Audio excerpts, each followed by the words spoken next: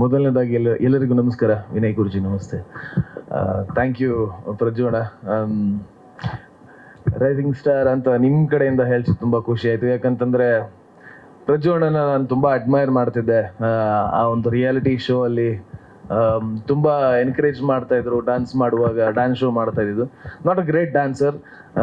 ನಿಮ್ಮ ಡ್ಯಾನ್ಸ್ಗಳನ್ನು ನೋಡಿ ತುಂಬ ಖುಷಿಪಟ್ಟು ಡ್ಯಾನ್ಸ್ ಮಾಡಿದ್ದೆ.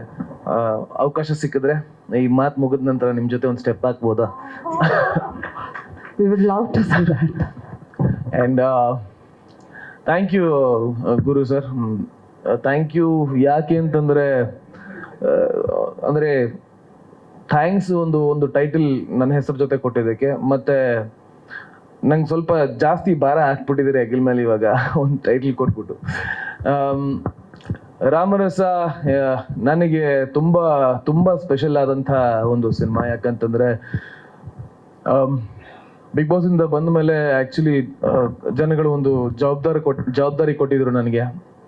ಅದನ್ನ ಸರಿಯಾಗಿ ನಿಭಾಯಿಸಬೇಕು ಮತ್ತು ನನ್ನ ಒಂದು ಕೆರಿಯರ್ಗೆ ಒಂದು ಒಳ್ಳೆ ಅಡಿಪಾಯ ಆಗುವಂಥ ಒಂದು ಸಿನಿಮಾ ಮಾಡಬೇಕು ಅಂತ ತುಂಬ ಕಥೆಗಳನ್ನು ಕೇಳಿದ್ದುಂಟು.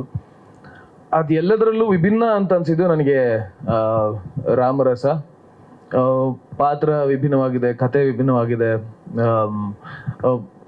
ಎಲ್ಲ ರೀತಿಯ ಏನೋ ಕ್ಯಾರೆಕ್ಟರಿಸ್ಟಿಕ್ಸ್ನು ಈ ಒಂದು ಸಿನಿಮಾದಲ್ಲಿ ನನ್ನ ಕ್ಯಾರೆಕ್ಟ್ರಲ್ಲಿ ನಾನು ತೋರಿಸಿದ್ದೀನಿ ಅಂತ ನಾನು ಭಾವಿಸ್ತೀನಿ. And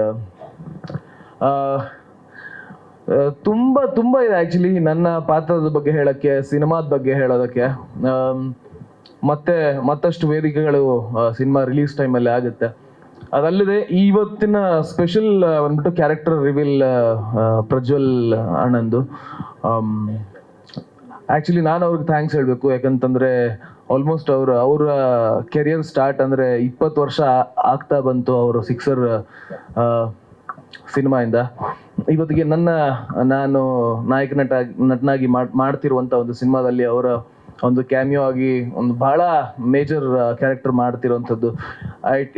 it really adds on a lot. ಮತ್ತು ಈ ಸಿನಿಮಾದಲ್ಲಿ ಸುಮಾರು ಜನ ಸೀನಿಯರ್ ಆ್ಯಕ್ಟರ್ಸ್ ಮಾಡಿದ್ದಾರೆ. ಒಂದು 2-3 ಅಂದರೆ ಶರಣ್ ಸರ್ ಮಾಡಿದ್ದಾರೆ, ಮತ್ತು ಹೆಬ್ಬಾ ಪಟೇಲ್ ಅವ್ರು ಮಾಡಿದ್ದಾರೆ. ಆ್ಯಂಡ್ ಗೊತ್ತು ಹೇಳಲ್ಲ ಸರ್, ನಾನು ಗೊತ್ತು, ಅಲ್ಲಿಗೆ ನಿಲ್ಸಿದ್ದೀನಿ. ಮತ್ತು ಇನ್ನು ಸುಮಾರು ಜನ ಹಿರಿಯ ನಟರು ಮತ್ತು ಸ್ಟಾರ್ಸ್ ಅವ್ರನ್ನ ಹೇಳೋ ಹಾಗಿಲ್ಲ. ಬಟ್ ಈ ಒಂದು ಆ್ಯಕ್ಚುಲಿ ಇವತ್ತು ಗಿರಿ ಸರ್ನ ಮಿಸ್ ಮಾಡ್ಕೋತಾ ಇದ್ದೀವಿ. ಅವ್ರ ಕಾರಣಾಂತರಗಳಿಂದ ಬಂದಿಲ್ಲ ಅವರು. And Prajju bro, thank you so much.